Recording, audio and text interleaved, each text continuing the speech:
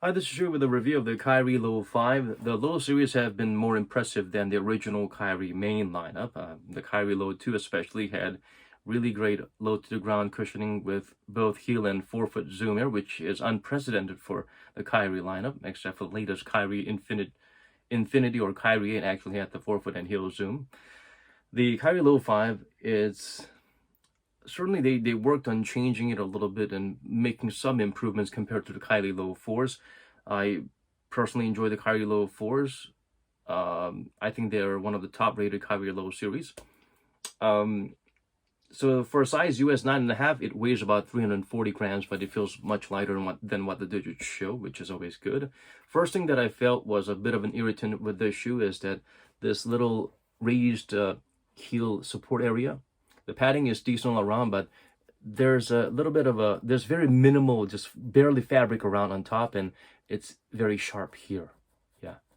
Once you start wearing them, I bet you this little plasticky bit will slowly eat its way up and reveal itself. And depending on how your foot is shaped or how you move around in the shoes, I would recommend not getting the shoes if you feel an immediate discomfort. If you lace them up and you feel like this part is pinching in a little bit, I I see that as a pretty bad design flaw there, considering they've had very good soft cradling foam support all around for most Kyrie series in the past. I've had that with Kyrie too. They were a little bit too elevated and were like poking and choking you a little bit. Another funny thing is that they do have a very strong heel cup or a heel counter inside, but compared to the previous Kyrie models, I feel like it kind of gives a little bit. There's a little bit of a heel slippage compared to the I suppose the reputation that most Kyrie series had in terms of good hugging snug heel cup. So if you had problems the previous Kyrie series, you thought the heel cup is a bit too tight, you'll like this. But if you felt that the previous Kyrie series worked nicely in containing your heel, this might be a little bit of a surprise for you. It might feel a little bit looser than the past models. The upper material is the typical knit-like material that's all clumpy and coated up with layers of starch, very starchy and not very breathable. It's also got an added layer of inner booty, sort of like a neoprene inner booty inside the toe box, so breathability is not the strong suit for this shoe. And I would say it doesn't really fit true to size, but most Kyrie series run a little bit narrow and short, so if you know your Kyries, you know what to get for these shoes. If you went true to size with any other Kyrie models, go true to size with this one. But if you're trying Kyrie shoes for the first time, they run, personally, I feel like half a size or a whole size narrower or shorter than most shoes.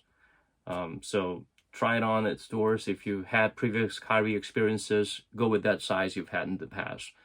Whether it's Kyrie Low 4 or Kyrie 7 or 8, go with that size.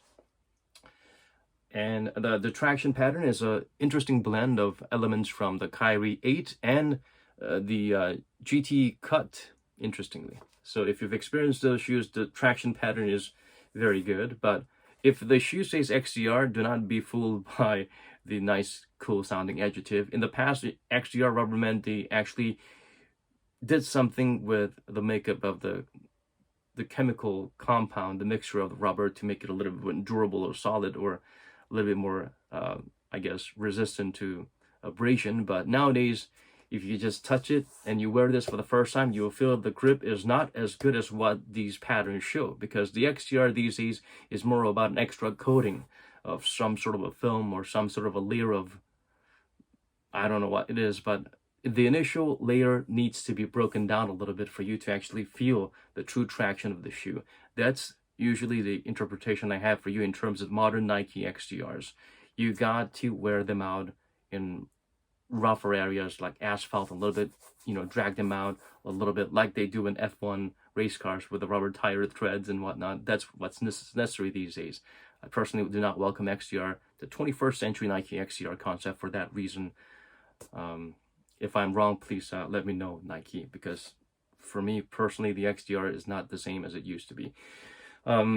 It's not crazy wide, but despite that, it actually has a little bit more outrigger type of support than the Kyrie 8 or the Infinite. Infinite had a little bit of rubber sticking out that doesn't serve any purpose. This actually had the rubber coming up all the way to the lateral side, a little bit better containment. But if you're used to firm outriggers or wider base shoes, this might feel a little bit unstable for you, but not too extremely. The cushioning they use, some say it's Cushlon, some say it's not. Nothing is written there. Some website says it's Cushlon, some doesn't. On the box itself, they do not mention what kind of foam material is used in the heel. Just on the forefoot that they have a Zoom Air unit.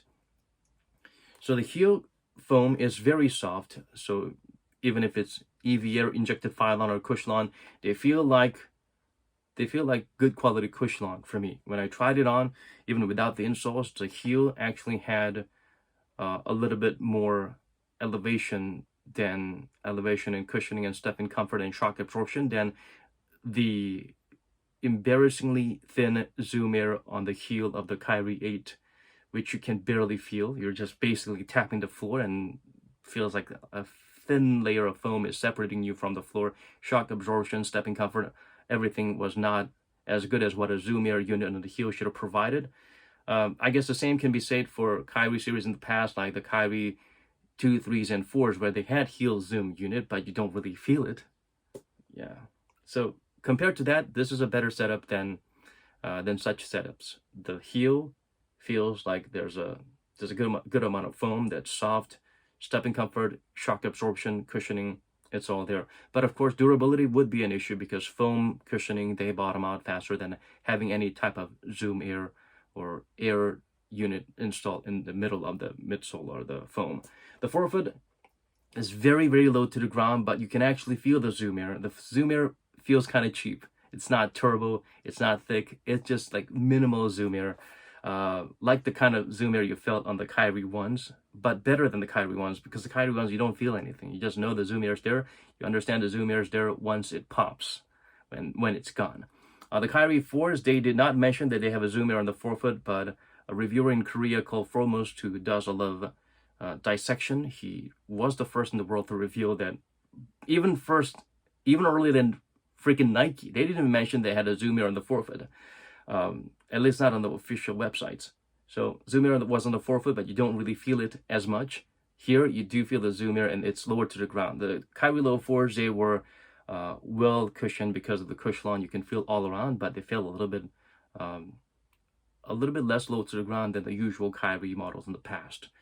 So compared to the Kyrie 8s, if you like that super plush Zoom Turbo or Zoom Strobel on the forefoot, this is not the shoe for you. But if you feel like just minimal Zoom Air on the forefoot, I need something lower to the ground, this is the shoe for you.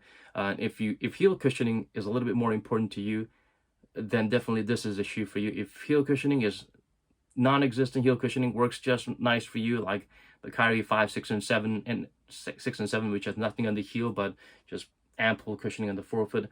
But Kyrie 8, I feel like they do have a Zoom Air, but it's like doesn't feel like it's there, and it feels like it sinks a little bit too lower to the ground, and the zoom actually feels a little bit more elevated. So there's that imbalance there. So in terms of that, this is a much more balanced shoe than the original Kyries or the main Kyrie line, the Kyrie 8. In that sense, this is better cushioning setup in terms of stability and in terms of health, because when you have your heel sinking in and the forefoot lifted a little bit higher, then you're prone to injuring your tendons, especially around the Achilles. So definitely this is an improvement compared to the Kyrie 8 in that sense. The insole is also really good. I like the fact that the top coat is very soft, carpety-like layer. It actually really helps in terms of letting your foot find its footing and, really go nicely with the shoe, and your foot's not slipping all over the place. It adds an added layer of comfort and cushioning. The insole itself is like a cheaper, lesser version of Ortholite that they didn't get copyrights or proper approval of, but this is a very low density Ortholite, and it works nicely, thin and low density, and it works nicely in tandem with a foam cushioning on the heel and a super minimal Zoom Air on the forefoot. So cushioning, I think, all in all, it works nicely in tandem. Yeah. So decent evolution, but losing a few strengths it had in the past along the way.